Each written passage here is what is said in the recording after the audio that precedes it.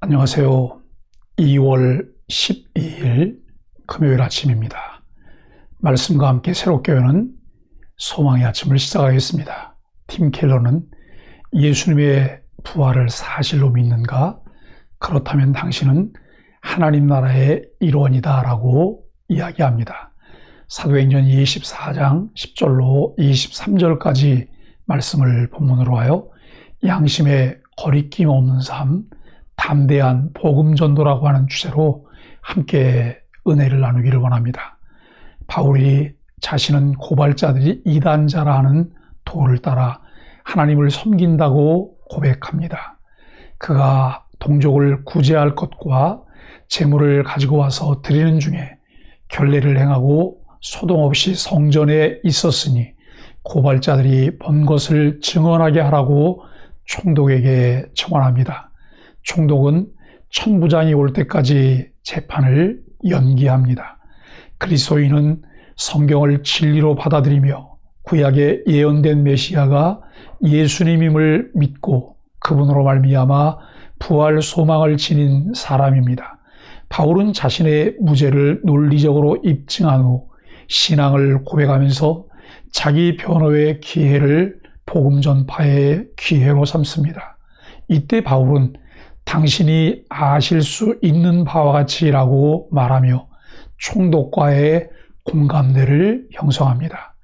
또한 그들이 기다리는 바 하나님께 향한 소망을 나도 가졌으니라는 말로 유대인들과도 공감대를 형성합니다. 이처럼 상대방의 공감을 끌어내며 논리적인 설득과 신앙 고백을 이어가는 것은 오해받거나 적대적인 환경에서 복음을 전할 때 효과적인 방법입니다.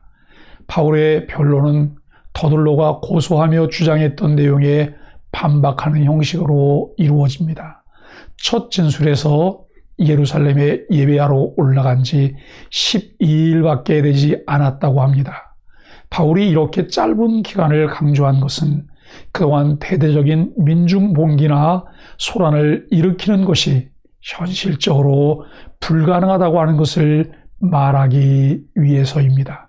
실제로 바울은 자신이 예루살렘 성전이나 회당에서 누군가와 변론하거나 소동을 일으키는 것을 본 사람은 아무도 없다고 반박합니다. 바울은 이어서 더둘로의 주장에 숨어있는 치명적인 약점을 이용해 자신의 무죄를 주장합니다. 바울은 유대인들이 자신을 고소하는 내용에 물증이 없다고 지적했습니다. 사실 바울의 고소인들은 고소를 입증할 물증이나 증인을 제시하지 못하였습니다. 그들의 고소에 물증이 없으니 바울은 무죄입니다. 바울은 더둘로의 주장에 반박하면서 복음의 핵심 메시지를 제시합니다. 반대자들이 이단이라고 하는 도를 따라 유대인의 하나님을 섬긴다고 말합니다. 이 도는 유대인의 믿음과 소망에 대한 새로운 내용을 담고 있습니다. 바울은 자신의 믿음이 율법과 선지자들의 글에 기록된 것을 바탕에 두고 있다고 말합니다. 이것은 율법과 선지서에 기록된 모든 예언이 예수 그리스도 안에서 성취되었음을 믿는 신앙을 가리킵니다. 바울은 나중에 아그리빠 왕 앞에서 예수님이 부활이야말로 성경의 모든 예언을 성취한 사건임을 밝힙니다. 바울이 의인과 악인의 부활이라는 표현을 사용하는 데는 깊은 의미가 있습니다. 예수님의 부활이 유대교 신앙의 뿌리인 부활에 대한 역사적인 기초를 놓았다는 사실을 밝히려는 데 있습니다. 예수님의 역사적인 부활은 의인과 악인의 부활에 대한 소망의 기초를 놓았기 때문에 예수님을 떠나서는 부활에 대한 어떤 논의도 불가능합니다. 앞으로 있을 부활의 날은 심판의 날과 연결되어 있기 때문에 각 개인이 어떤 부활을 맞이할 것인지는 마지막 심판날에 결정되는 것이 아니라 부활하신 예수님에 대한 믿음으로만 결정됩니다. 이 땅에서 살아호흡하는 동안 예수님을 믿지 않고 산 사람은 악인의 부활, 즉 심판의 부활을 피할 길이 없습니다. 그러나 부활하신 예수님에 대한 믿음은 의인의 부활, 즉 생명의 부활과 직결되어 있습니다. 바울과 유대인들의 공통점은 둘 다 의인과 악인의 부활에 대한 소망을 갖고 있다는 것입니다. 그러나 근본적인 차이가 있다면 바울은 예수님의 부활에서 부활의 근거와 그 진정한 의미를 찾고 있으나 유대인들은 그의 부활 자체를 부인하고 있습니다.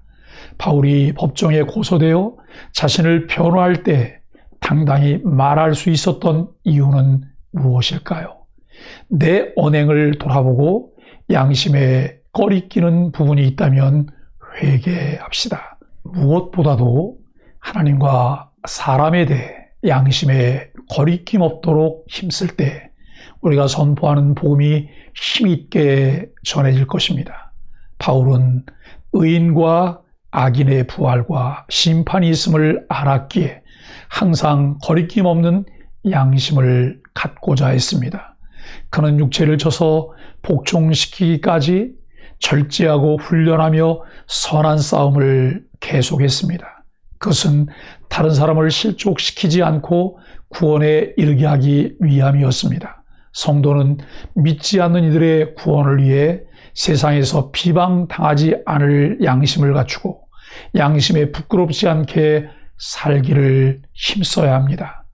진실한 입술은 영원히 보존되지만 거짓 혀는 잠시 동안만 있을 뿐임을 잠언 12장 19절은 말씀합니다. 법정에서 더둘로는 거짓을 말한 반면 바울은 진실만을 말합니다.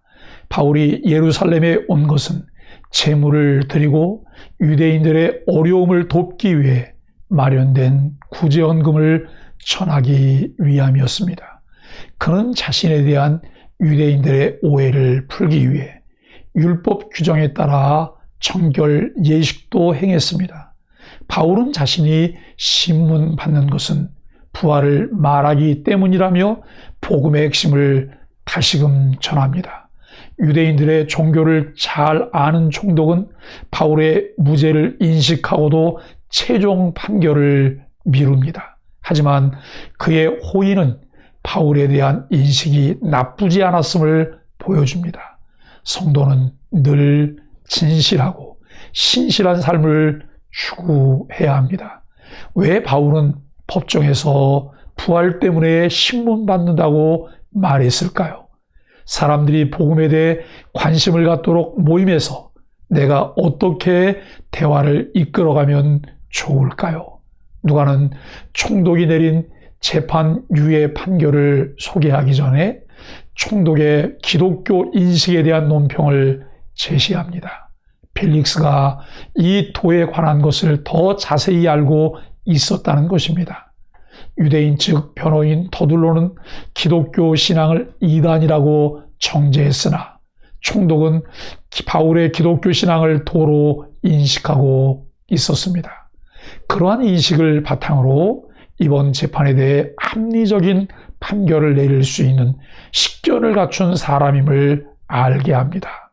총독은 천부장 루시아가 내려오면 판결을 내릴 것을 약속하면서 판결을 연기하였습니다. 그것은 재판을 유예하기 위한 구실로 천부장 루시아의 이름을 언급한 것으로 보입니다. 총독은 바울을 지키라고 지시를 내리면서 약간의 자유를 허락합니다. 친구들이 바울을 돌보아 주는 일을 허용하라고 지시합니다. 총독의 관대한 조치로 여전히 갇혀있는 미결수였으나 제한적인 자유를 누리면서 친구들의 도움을 받습니다. 그 친구들은 누가를 비롯한 바울과 함께했던 동역자들이었습니다. 바울은 옥에 갇히며 재판을 받는 상황이지만 언제나 담대하게 복음을 말할 수 있었습니다. 때를 얻든지 못 얻든지 힘써 전하려는 열정과 사명, 거리낌 없는 양심을 통해 이루어지는 복음 전도를 봅니다.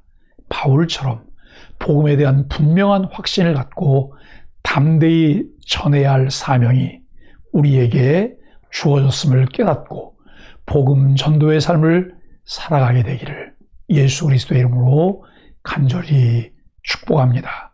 함께 기도하겠습니다. 부활하셔서 지금도 우리를 지켜보고 계시는 주님 앞에 부끄러움 없이 살고자 할 때 사람들 앞에서도 당당할 수 있음을 깨닫습니다. 성령과 말씀을 좇아 깨끗한 양심을 지니고 영적으로 늘 깨어 있어 주님이 마련해 주신 복음 전파의 기회를 놓치지 않게 하소서. 하나님과 사람들에게 은총과 기중히 여김을 받게 하옵소서. 예수 그리스도의 이름으로 간절히 기도드립니다. 아멘.